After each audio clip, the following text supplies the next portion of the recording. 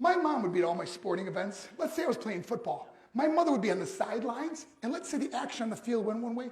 My mother would run along with it. She's like, Mark, get on, get on. I'd be like, oh my gosh. I'd be on the field, we get in the huddle with the guys. They go, Mark, is that your mother? I go, no, I never saw her before in my life. No, but seriously, some of you guys can relate to that.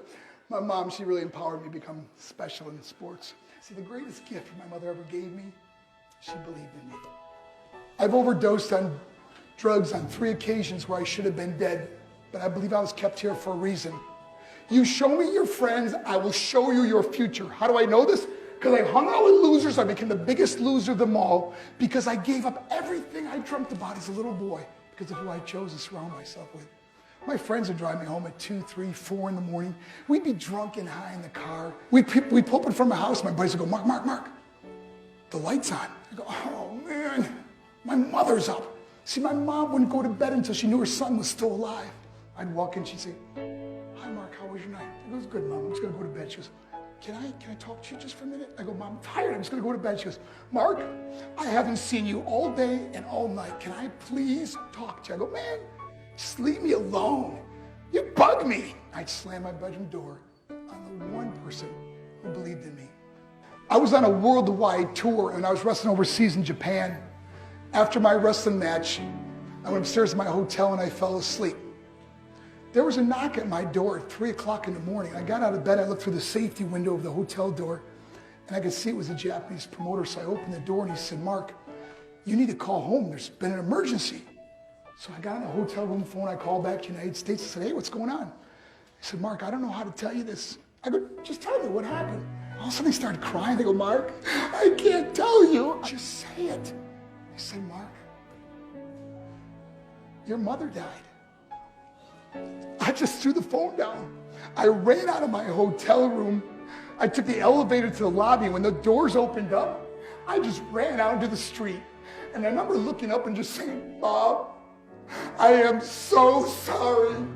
I flew home for her funeral and I was so nervous to walk up to her casket. So I just stood way in the back. And I remember just kept thinking to myself, I'm like, Mom, please wake up. Please get up. And then I finally got the nerve to walk up to her. And she was so beautiful. She was dressed in white. I mean, she looked like an angel. I said, Mom, you are my hero. Everything I am, everything I hope to be was because of you. You loved me so much. You gave me a life. You worked 2 jobs. You're the only one that ever believed in me. How did I repay her? By getting drunk? By getting high? By getting stupid? By hanging out with losers? For what? All she ever wanted to do was talk to me. If you have a mother or a father, tell them how much you love them. See, my whole life was about being rich and famous. That's all I cared about. I had to win the race. I had to win the race at the expense of my marriage, my family, my friends. For what? To be all alone in this world? That's not how it's intended to be. Life is not about winning the race.